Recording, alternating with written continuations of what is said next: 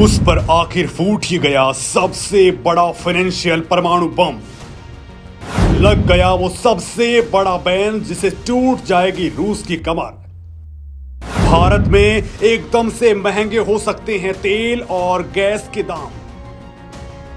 दोस्तों, यूक्रेन पर जिस तरह से रूस लगातार सैन्य कार्रवाई कर रहा है, उसके बाद अमेरिका और यूरोपीय देश रूस पर कई प्रतिबंध लगा चुके हैं, लेकिन बावजूद इसके जिस तरह से रूस और यूक्रेन अपने रुख में नरमी नहीं दिखा रहे, उसे देखते हुए अमेरिका और यूरोपीय देशों ने अब तक का सबसे बड़ा प्रतिबंध लगा दिया है। जी हां दोस्तों, अमेरिका और यूरोपीय यूनियन ने रूसी बैंकों पर स्विफ्ट ट्रांजैक्शन का प्रतिबंध लगा दिया है। दोस्तों, इस बैन के बाद रूस अपने विदेशी मुद्रा भंडार का कतई इस्तेमाल नहीं कर पाएगा। दोस्तों, रूस के राष्ट्रपति व्लादिमीर पुतिन के लिए $600 बिलियन से ज्यादा का विदेशी मुद्रा भंडार सबसे बड़ा हथियार था। ऐसे में इस पर स्विफ्ट बैन लगने से रूस को आर्थिक तौर पर बड़ा नुकसान हो सकता है। दोस्तों, स्विफ्ट बैन को एक तरह से आर्थिक क्षेत्र का परमाणु बम कहा जा सकता है और उसका सबसे बड़ा प्रहार रूस पर हो गया है। तो इससे रूस की आर्थिक कमर टूटना तय मानिए और इससे भारत पर भी बड़ा असर पड़ने वाला है। और अब रूस इससे निपटने के लिए क्या कुछ करेगा, इसको लेकर के मैं आपको बताने वाला हूं। आखिर इसका भारत पे क्या इंपैक्ट पड़ेगा और आखिर ये स्विफ्ट नाम की बला आखिर क्या कुछ है, उसको मैं इसमें डिकोड करने वाला हूं। लिहाजा वीडियो पे बने रहिए। आखिर क्या है स्विफ्ट और कैसे करता है काम? दोस्तों, स्विफ्ट यानी society for world wide inter bank financial telecommunication. दोस्तों, ये एक हाई सिक्योरिटी नेटवर्क है। इसे आप ग्लोबल ट्रांजैक्शन का व्हाट्सएप कह सकते हैं। दरअसल स्विफ्ट खुद पैसे जमा नहीं करता है, बल्कि ये एक ऐसा प्लेटफॉर्म है जिसके जरिए दुनिया भर में पैसों का आपस में लेन देन करते हैं। ग्लोबल ट्रांजैक्शन इसी के जरिए होता है। लिहाजा स्विफ्ट बैंक से रूस के बैंक विदेशी मुद्रा भंडार का इस्तेमाल नहीं कर पाएंगे। तकरीबन 70% विदेशी मुद्रा का लेन देन रूसी बैंक स्विफ्ट के जरिए ही करते हैं। ऐसे में रूस पर यह प्रतिबंध अब तक का सबसे बड़ा प्रतिबंध माना जा रहा है। दरअसल स्विफ्ट की स्थापना 1973 में टेलेक्स को रिप्लेस करने के लिए की गई थी। अब ग्लोबल लेवल पर इसका कोई स्वीकृत ऑप्शन नहीं है। ये ग्लोबल फाइनेंस के लिए एक आवश्यक पाइपलाइन बन चुका है। दोस्तों, CNN की रिपोर्ट के मुताबिक स्विफ्ट बेल्जियम में मौजूद है और इसमें 25 लोगों का बोर्ड है जो इसे चलाता है। दोस्तों, इसमें रूस के central counter party clearance centre में मैनेजमेंट बोर्ड के चेयरमैन AD स्टानिन भी शामिल हैं। स्विफ्ट बेल्जियम के कानून के तहत आता है और इसे यूरोपीय संघ के नियमों का पालन करना होता है। ये एक मैसेजिंग नेटवर्क है जिसके जरिए कुछ कोड का इस्तेमाल किया जाता है जिससे पैसों का लेन देन होता है। इस प्रणाली को चलाने के लिए स्विफ्ट का मुख्यालय बेल्जियम के ब्रसेल्स में ला हुल्पे में स्थापित किया गया है। दोस्तों, इस नेटवर्क की शुरुआत के वक्त इसमें केवल 250 बैंक शामिल थे, लेकिन आज 11,000 से ज्यादा बैंक और संस्थाएं शामिल हैं। ये 200 से ज्यादा देशों में फैला हुआ है।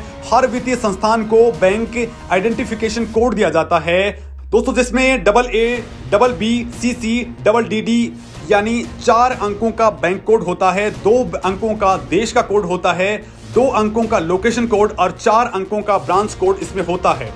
दोस्तों, इसे समझने के लिए आप IFSC कोड को जान सकते हैं।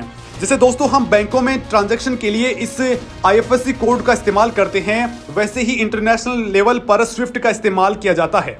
हर साल स्विफ्ट ट्रांजैक्शन का इस्तेमाल बढ़ता ही जा रहा है। 2022 में स्विफ्ट ओवर टाइम फोरम की स्थापना की गई थी, जो यह देखने के लिए कि स्विफ्ट सही समय से काम कर रहा है या नहीं। दोस्तों, इसमें भारत की ओर से रिजर्व बैंक ऑफ इंडिया की ओर से एक प्रतिनिधि हर बार भेजा जाता है। स्विफ्ट में होने वाले ज्यादातर लेन देन डॉलर में होते हैं और इसका लेन देन न्यूयॉर्क से होता है। लिहाजा अमेरिका कभी भी इसे रोक सकता है। ईरानी बैंकों पर भी अमेरिका ने ऐसा प्रतिबंध लगाया हुआ है। डिस्कनेक्ट होने से रूस पर क्या होगा असर? दोस्तों, रूस के पास $630 बिलियन का विदेशी मुद्रा भंडार है, जिसमें से ज्यादातर विदेशी मुद्रा डॉलर में है। इसका एक बड़ा हिस्सा विदेश में है। ऐसे में पश्चिमी देशों के स्विफ्ट बैन लगाने की सहमति के बाद राष्ट्रपति पुतिन इस विदेशी मुद्रा भंडार में एक पैसा भी इस्तेमाल नहीं कर पाएंगे। ऐसे में इस बात की संभावना है कि रूस की मुद्रा रूबल को भारी नुकसान हो सकता है और ये काफी निचले स्तर पर पहुंच जा सकती है। दरअसल दोस्तों, विदेशी मुद्रा भंडार का इस्तेमाल नहीं कर पाने की वजह से रूसी मुद्रा रूबल पर इसका सीधा सीधा असर भी देखने को मिलेगा। तो वहीं इस प्रतिबंध के जरिए रूसी पैसों का लेन देन अब दिक्कत में फंस जाएगा। दोस्तों, बड़ी बात तो यह है कि YouTube, Facebook और Twitter ने भी रूसी मीडिया पर और चैनल्स पर प्रतिबंध लगा दिए हैं। इन चैनल्स के वीडियोस के द्वारा सोशल मीडिया पर होने वाली कमाई जो कि रूसी बैंकों में जमा होती थी, उस पर भी अब बैन लग गया है। आपको बता दें कि इंटरनेट के जरिए कई प्लेटफॉर्म से लोग पैसे की कमाई करते हैं, लेकिन स्विफ्ट प्रतिबंध के बाद इस कमाई पर रोक लग जाएगी।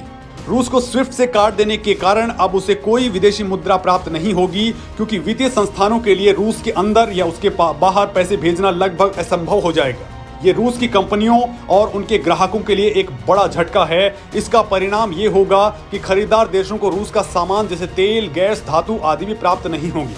दोस्तों, स्विफ्ट नेटवर्क से कट ऑफ सभी अंतर्राष्ट्रीय लेन देनों को समाप्त कर देगा, मुद्रा में अस्थिरता को ट्रिगर करेगा और बड़े पैमाने पर पूंजी आउटफ्लो का कारण होगा। वैसे दोस्तों, कहा जा रहा है कि रूस को स्विफ्ट से डिस्कनेक्ट करने से संयुक्त राज्य अमेरिका और जर्मनी को भी बड़ा नुकसान होने वाला है, क्योंकि उनकी बैंक रूसी बैंकों के साथ में लेन देन करते हैं और इसके लिए स्विफ्ट का सबसे ज्यादा इस्तेमाल किया जाता है। अब अगर रूस कट गया है तो इसके उपाय क्या कुछ हैं? क्या रूस और इसके उपाय अपनाने वाला है? दोस्तों, रूस पर इस प्रतिबंध के कारण अब वो दूसरे देशों को तेल भी नहीं बेच पाएगा। तेल और गैस से रूस को विदेश से कुछ 40% निवेश प्राप्त होता है, लिहाजा इस प्रतिबंध से रूस को बड़ा नुकसान होने वाला है। रूस को दूसरे देशों के साथ तेल और गैस बेचने में अब दिक्कत होगी, जिसका सीधा असर तेल और गैस की कीमतों पर देखने को मिल जाएगा। लिहाजा भारत में भी पेट्रोल, डीजल और गैस के दामों पर इसका सीधा असर देखने को मिलेगा। वैसे दोस्तों, रूस के पूर्व विदेश मंत्री एलेक्सी कुर्दिन ने 2014 में आशंका जताई थी कि स्विफ्ट से रूस को बाहर करने से उसकी अर्थव्यवस्था में 5% की गिरावट आ जाएगी, लेकिन अब रूस के हालात 2014 के मुकाबले काफी बदल चुके हैं। रूस ने स्विफ्ट से हटाए जाने के आगाज से बचाव के लिए हाल ही के सालों में कुछ उपाय कर लिए हैं। दोस्तों, साल 2014 में क्रीमिया पर कब्जा करने के बाद उसी साल रूस पश्चिमी देशों के प्रतिबंधों की चपेट में आ गया था। उसके बाद मॉस्को ने अपनी भुगतान प्रणाली SPFS की स्थापना की।